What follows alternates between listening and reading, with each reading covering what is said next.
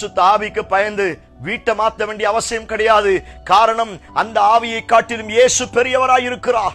அசுத்த ஆவிகளுக்கு தேவ பிள்ளைகள் பயப்பட வேண்டிய அவசியம் கிடையாது.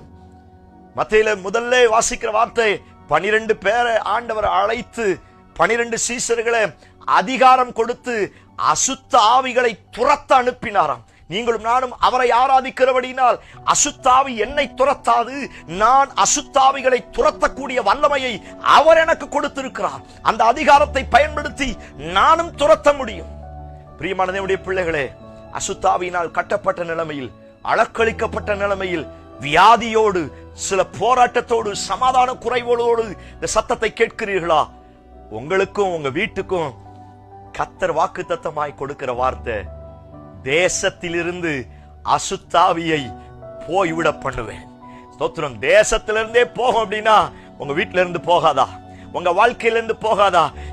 இதுவரை யாருக்குள்ளாய் இருந்து அளக்களித்ததோ, எவைகளுக்குள்ளாய் இருந்து அளக்களித்ததோ அத்துணை வல்லமையிலிருந்து இன்றைக்கு ஆண்டவர் கட்டளையிட போகிறார். அவர் கட்டளையிட்ட மாத்திரத்தில் அவருடைய வாயிலிருந்து வருகிற வார்த்தையின் வல்லமையினால எல்லா அசுத்தாவிகளும் உங்களை விட்டு, உங்க குடும்பத்தை விட்டு, ஏன் உங்க தெரு விட்டு, இந்த தேசத்தை விட்டு நான் போய்விட பண்ணுவேன் கர்த்தர் வாக்குத்தத்தம் பண்ணுகிறார். நான் சொல்லுகிறேன், விசுவாசித்தால் தேவ மகிமையை காண்பீர்கள்.